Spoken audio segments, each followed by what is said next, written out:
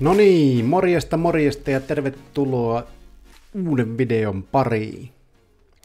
Viime videon loppupuolella taisin lupailla, että näyttäisin seuraavaksi videoita ja kertoisin siitä, miten lääkeainetta pistetään sinne ihon alle, niin mennäänpä suoraan asiaan seuraavien videoiden muodossa.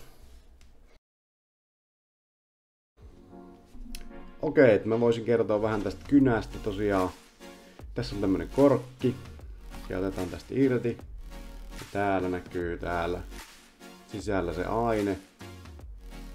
Vaikuttava aine. Ja tästä tosiaan säädetään sitten sitä, että kuinka paljon sitä haluaa sitä lääkettä laittaa. Itse asiassa mä en viitti nyt vielä laittaa sitä, mutta tästä sitä pyöritettäisiin.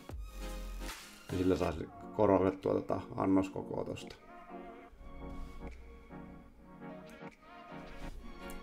Sitten tässä tosiaan on se neula, ja ennen kuin tätä rupeaa käyttämään, niin kannattaa tietenkin pestä kädet huolellisesti tai desinfioida ainakin. Tästä otetaan tää kansi pois.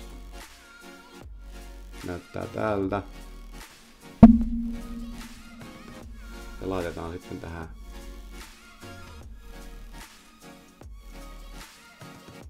piikkiin sisälle. Työnnetään ja ruuvataan, että pysyy sinne kireellä.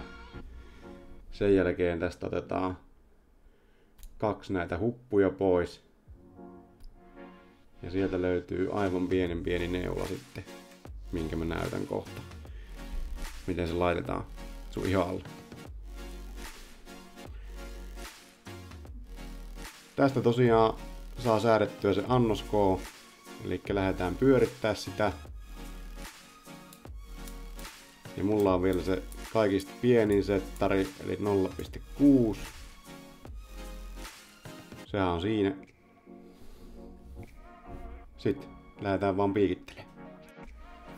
Piikittäminenhän tapahtuu silleen, että otetaan tää lääkeaine käsiin. Tosta voi ottaa tommosen pienen makkara itselleen tohon.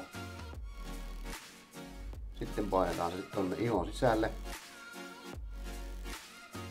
Ja pidetään nappi pohjassa niin kauan kun tuo rullaa loppuun. Ja sitten pidetään vielä pari sekkaa.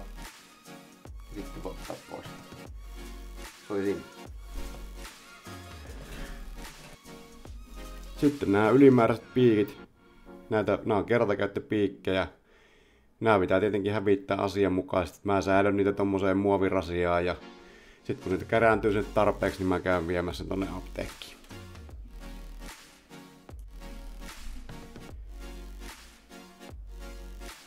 Se piti vielä tosiaan sanoa, että jotkuthan sille varmaan miettii, että no kuinka paljon se sit sattuu. Niin mua se ei satu ainakaan yhtään. Mä en edes tunne, kun se piikki menee tonne ihon alle. Ja oon koittanut pistää tohon olkapäähän, reiteen ja tohon vatsaan. Ja missään se ei tunnu yhtään miltään. Ei se tän vaikeampaa kuulkaas oo. Huomenna mulla tulee tosiaan 2 viikkoa aikaa siitä, kun aloitin lääkkeen käytön, niin seuraavalla videolla voitaisiin vähän puhua siitä tarkemmin, miten nämä 2 ekaa viikkoa on mennyt ja onko tullut tuloksia ja onko ollut sivuoireita ja tän tämmöstä. Ei muuta kuin nähdään taas seuraavalla videolla. Morjes!